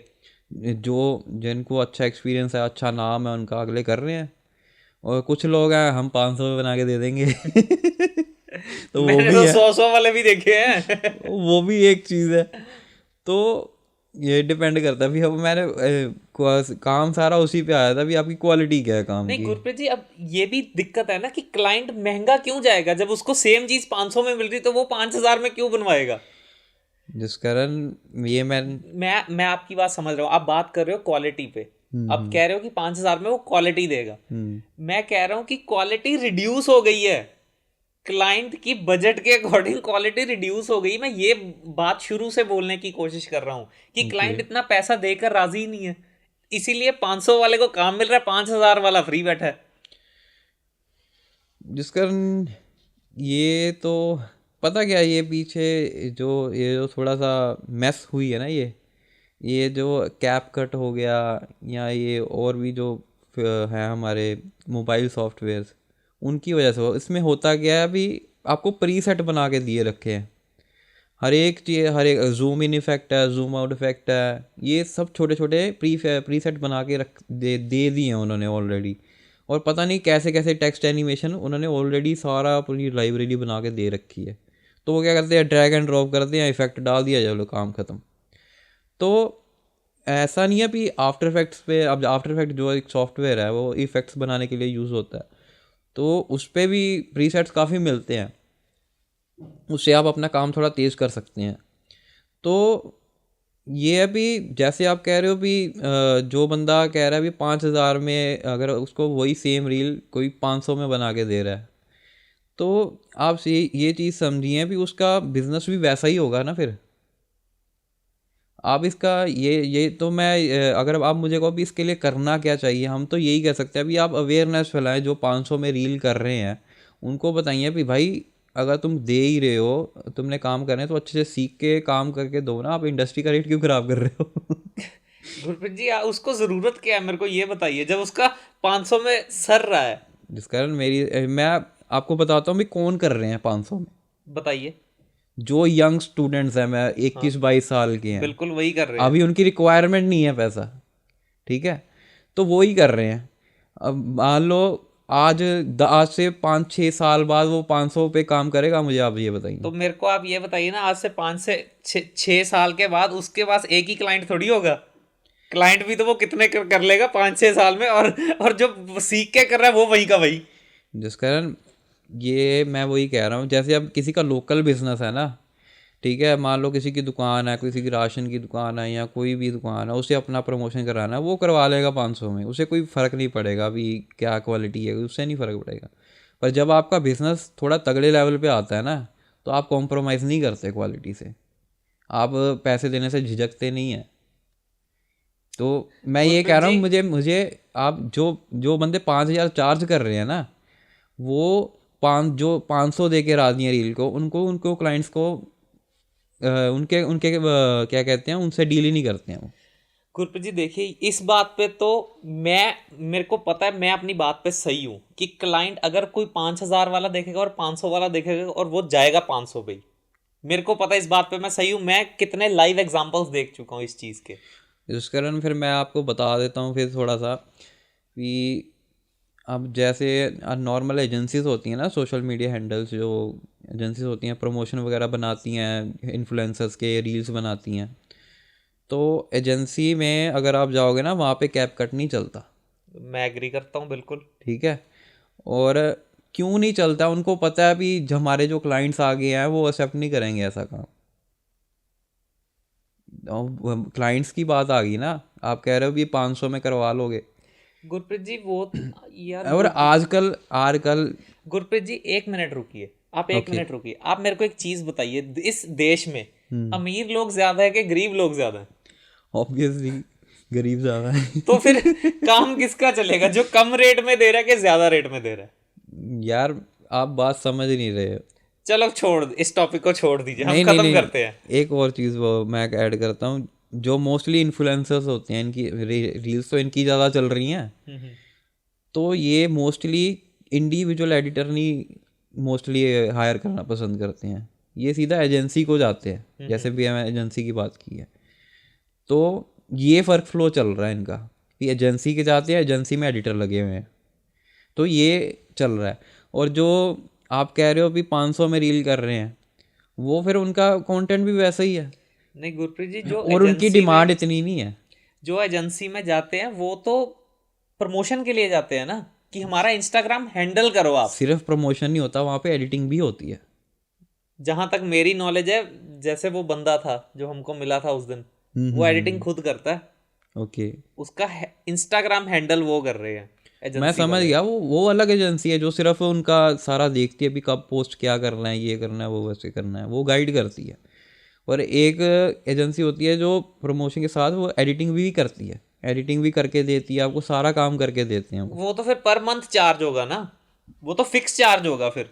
हम्म। वो कितना होता है आपके, जो आपको नॉलेज है? नहीं, मुझे इस बारे में पता नहीं क्योंकि मैंने एजेंसी खोली नहीं है। और क्योंकि हम तो ऐसा पे काम करते हैं एजेंसी में। और मैं आपको बताऊं, मैं पर्सनली बात बताना चाहता हूँ, क्योंकि मैंने ज़्यादा काम किया था वीएफएक्स का, ठीक है, और अभी चल नहीं रहा है वीएफएक्स का काम उतना। तो मुझे क्या है अभी, मुझे रिक्वायरमेंट जो फील हो रही है, मुझे एडिटिंग पे थोड़ा और ज़्यादा जोर देना पड़ेगा, क्योंकि एक मैंने भी जैसे बोला ना भी जो बंदा वीएफएक्स कर रहा है वो मोशन ग्राफिक्स एक एडवांस लेवल पे कैसे कर लेगा, तो मेरे साथ भी वही चीज़ मैं डील कर रहा हूँ इस टाइम पे। तो मैं ये कह रहा हूँ, अभी मैं थोड़े टाइम पहले कहीं पे गया था एडिटिंग की जॉब के लिए, तो मेरा वहाँ पे टेस्ट नहीं हो पाया। और मैं ये कहूँगा भी मैंने उसको एज आ नेगेटिवली नहीं लिया। मैंने ये सोचा भी यार ठीक है, उन्होंने जो बताया है उसको लेके थोड़ा इम्प्रूव करते हैं। क्योंकि मैंने ये देखा कई एडिटर्स ये फेस भी करते हैं। मैं टॉपिक से भटक गया हूँ थोड़ा, पर मैं ये बोलना चाहता हूँ कि जो एडिटर हो गया या अपने आर्टिस्ट लाइन में जो भी बंदे हैं, तो वो ये चीज़ बड़ा फेस करते हैं। अभी मान लो उनको किसी ने कुछ कह दिया कि यार ये काम अच्छा नहीं है, ये तो बड़ा बेसिक सी चीज़ है, तो आप उसको नेगेटिवली मत लीजिए, आप उसको फीडबैक लीजिए कि तुझे क्या लगा है, क्या बुरा क्या लगा है। अगर कुछ लुक्स सही नहीं है या फिर डिज़ाइन अच्छा नहीं है, ठीक है, तो आप उसको ले उस पर काम कीजिए, इम्प्रूव करते रहिए। तो अगर आप नेगेटिव लेके बैठ गए ना, तो फिर आप कभी ज़िंदगी में इम्प्रूव नहीं हो पाएंगे, आप एक अच्छा आर्टिस्ट नहीं बन पाएंगे। तो गुरप्रीत जी हम यहाँ पे ख़त्म करते हैं अब। इतनी जल्दी? चलो ठीक है, ठीक है। सो आई होप आप सबको ये पॉडकास्ट अच्छा लगा है, और अगर आप सबको ये पॉडकास्ट अच्छा लगा है तो प्लीज़ लाइक कीजिए, कमेंट कीजिए और शेयर कीजिए उन लोगों के साथ जो VFX या एडिटिंग इंडस्ट्री में अभी शामिल होना चाह रहे हैं या इंडस्ट्री में है। और अगर आपके कोई क्वेश्चंस है इस पॉडकास्ट के रिलेटेड तो प्लीज़ नीचे कमेंट करके अपने क्वेश्चंस लिखिए। मैं सारे कमेंट्स देखता हूँ और रिप्लाई भी करता हूँ। तो गुरप्रीत जी, चलिए, बहुत बहुत मज़ा आया यार आज। और हाँ, एक चीज़ और, सब्सक्राइब ज़रूर कीजिए ताकि मेरे आने वाले वीडियोस आप सब तक पहुंच सके। तो चलिए मिलते हैं आप अगली वीडियो में, तब तक के लिए अलविदा।